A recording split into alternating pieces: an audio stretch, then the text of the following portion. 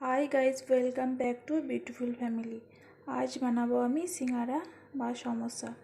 তো সিঙ্গারার জন্য আমি এখানে নিয়ে নিয়েছি 2 কাপ ময়দা, 1 চামচি হলদি গুঁড়ো, 1 চামচি লঙ্কা গুঁড়ো, 1 চামচি জিরে ধনে, 2টো তেজপাতা, 1 চামচি আদা রসুন বাটা, 2 চামচি তেল, মটরশুঁটি, স্বাদ মতো নুন, 1 চামচি চিনি আর 2টো মিডিয়াম সাইজের ছোটো ছোটো আলু টুকরো করে কেটে নিয়েছি। আর এখানে একটু হিং। প্রথমে আমি ময়দাটাকে মেখে নেব। স্বাদ মতো নুন আর তেলটা সবটাই দিয়ে দেবো।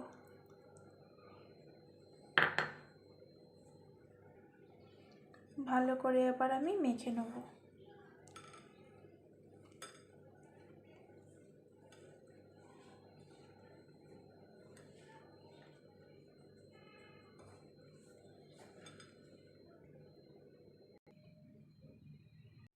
তো ডালা পাকে যাচ্ছে, এবার ময়দাটা পানি দিয়ে একটু একটু করে মেখে নেব।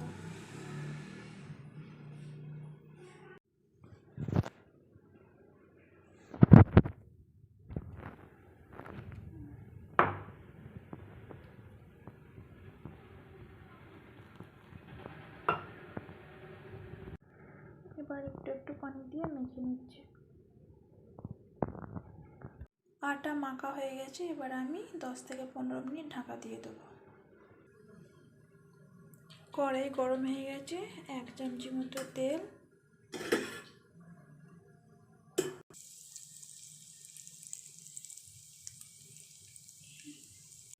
আমি হিং, মৌরি আর তেজপাতা দিয়ে দিলাম।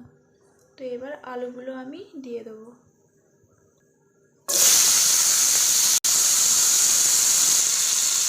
স্বাদ মতো নুন,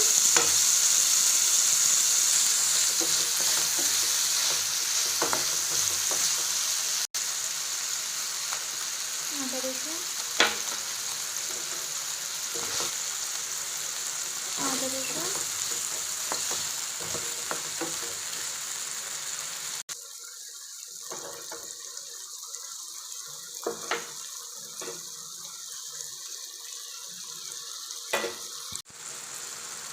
বাদাম আমি কত মতো দিয়ে দিচ্ছি। বাদামটা তোমরা দিতেও পারো, নাও দিতে পারো।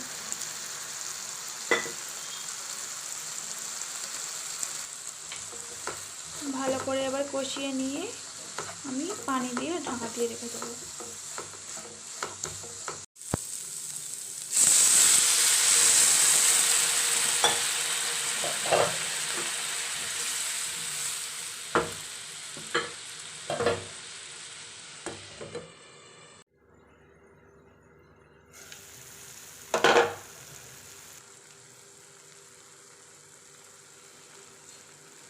একটু সামান্য চিনি দিয়ে দিলাম, দিয়ে 2-4 বার নেড়ে নামিয়ে নেব। পুরো শুকনো শুকনো হয়ে গেছে। এরকম সাইজের আমি 4টে রুটি কেটে নিয়েছি। আমি এরকম বড় সাইজের রুটির মতো বেলে নিয়েছি। এবার মাঝখান থেকে আধখানা করে কেটে নেব।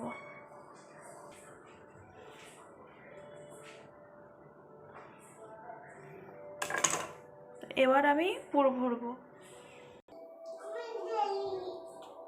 আমি সিঙ্গাড়ার কিরকমভাবে শেপটা আমি এবার দেবো। প্রথমে একটু পানি লাগিয়ে দিলাম, দিয়ে এবার আমি মশলাটা ভরে দেবো।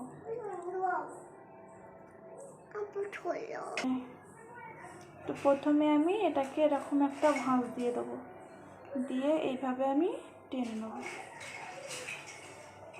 তাহলে সিঙ্গাড়ার শেপ ভালোভাবে এসে যাবে।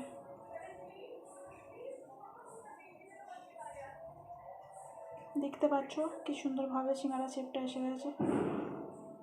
তো এরকমভাবে আমি সবগুলো বানিয়ে নেব।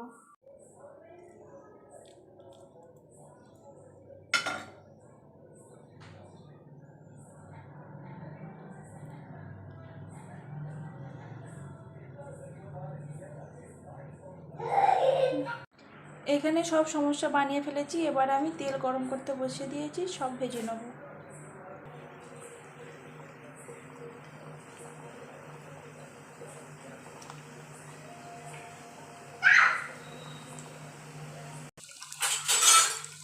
হালকা ব্রাউন হয়ে এসেছে।